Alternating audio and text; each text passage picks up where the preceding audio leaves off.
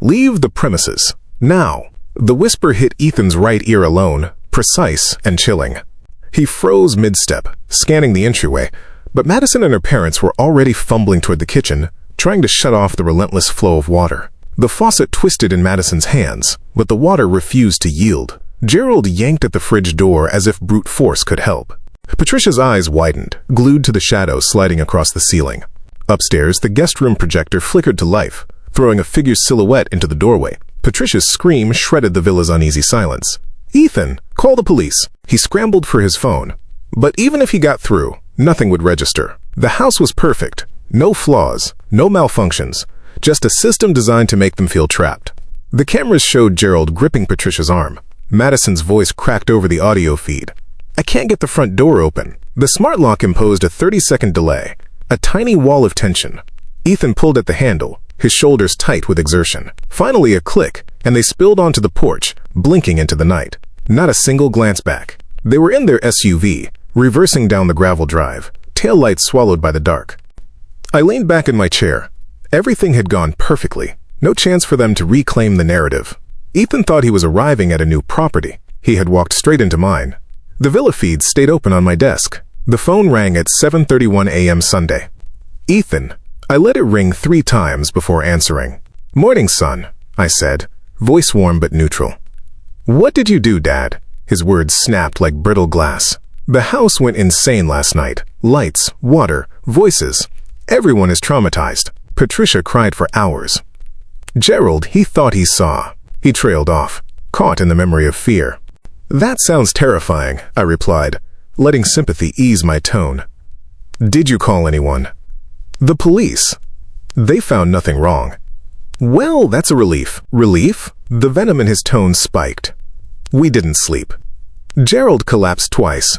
Carl, I mean. I let silence hang, watching the empty living room on the monitor, morning light spilling over the rug. "Ethan, modern smart systems can be unpredictable. Could be a surge, wiring fault." "Don't patronize me." His voice cracked with desperation. "This was deliberate. You had something to do with it." I smiled at the screen. I was in Phoenix all night, 200 meters away. How could I? "You could have hired someone," he spat. "To set up an elaborate haunted house?" "That's far-fetched." His ragged breathing betrayed him. "This isn't over. They're still moving in." I tilted my head toward the villa feeds. Empty.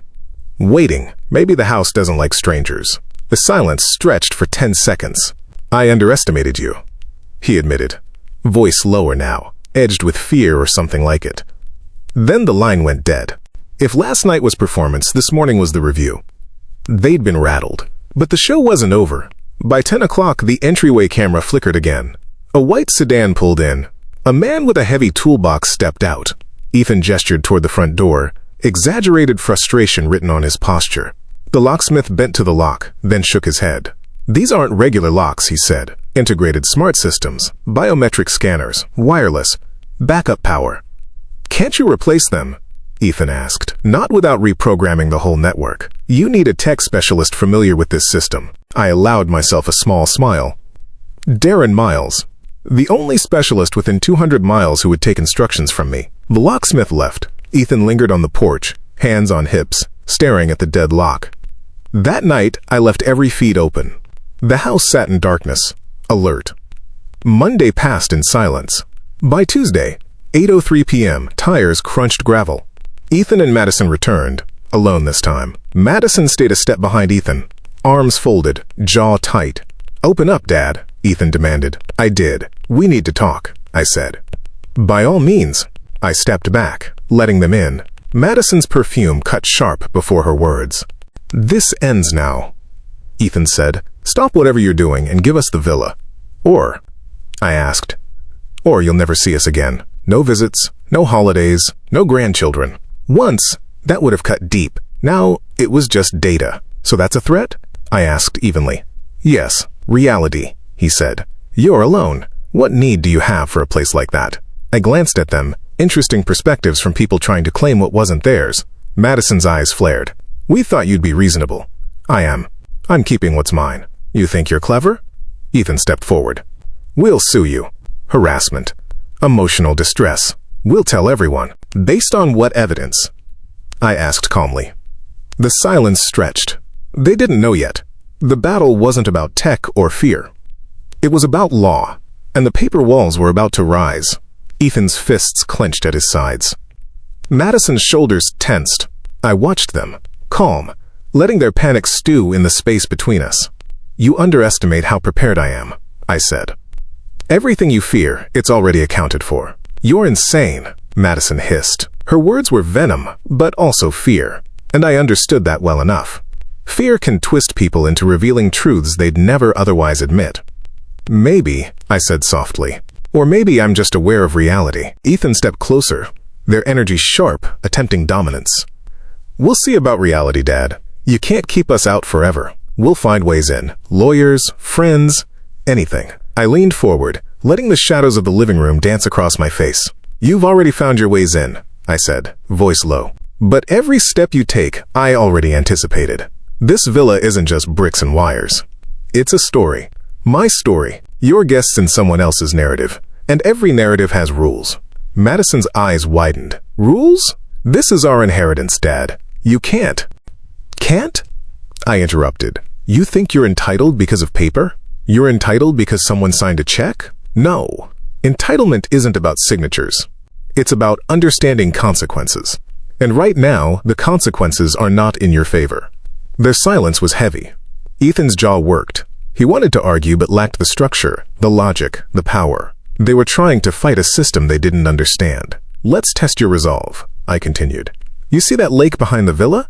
They turned. The water shimmered faintly in moonlight. Go there. Take your phones. Try to contact anyone. Watch carefully. Madison hesitated, glancing at Ethan. But his resolve broke the pause. They walked to the edge of the lake, phones ready, nerves tight. I activated a feed from the villa perimeter. Every reflection, every ripple, every shadow captured.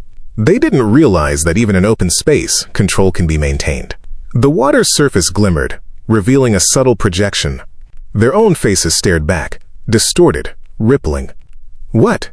Madison whispered. Ethan froze, eyes scanning. Their own voices echoed faintly from the shadows. You see, I said, voice carrying across the villa, you're inside a system far greater than yourselves. Every action you take, every attempt to intimidate has been anticipated. This is your reflection. The villa isn't haunted. You are. Ethan's face paled. Madison's lips quivered. Fear, real and tangible, finally sank in. You can't do this, Ethan said, voice breaking. It's cruel. It's wrong. Wrong? I stepped onto the porch, the night air cooling my skin.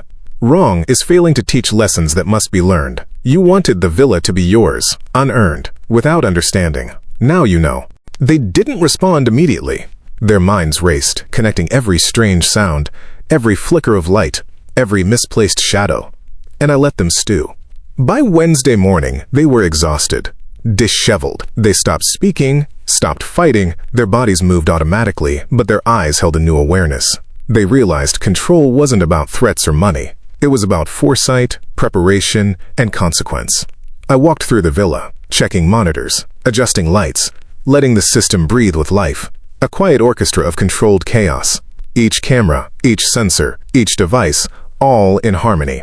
My world, my rules. Thursday arrived. A letter came. Ethan's handwriting, jagged, uneven. Madison's signature at the bottom, faint but unmistakable. We understand, it read. We see the error. We acknowledge your rights. We will no longer interfere. We will leave the villa entirely to you. I smiled, carefully folded the letter. Finally, they understood. Not because I'd used intimidation or legal threats. Not because of physical barriers or tech. But because the house had taught them what words could not. By Friday, the villa was silent. The sun poured over the garden, the water reflecting clear blue sky. I walked to the balcony, breathed in the morning air, and finally allowed a sense of peace. Ethan and Madison had gone. Gerald and Patricia, no longer involved, had retreated from the chaos. The villa, my story, remained untouched. Every corridor, every room, every hidden system, a testament to patience, planning, and control. I walked to the lake. The water was calm, serene. The ripples I had projected earlier were gone, replaced by a natural reflection. I stared into it, seeing myself for the first time in days, not as a father, not as a protector, not as a master of systems, but as someone who had maintained balance in the midst of chaos. The villa had been a battleground, yes, but also a mirror, a reflection of human desires, human flaws, human arrogance. And I had won, not through cruelty, but through foresight and understanding. I took a step back.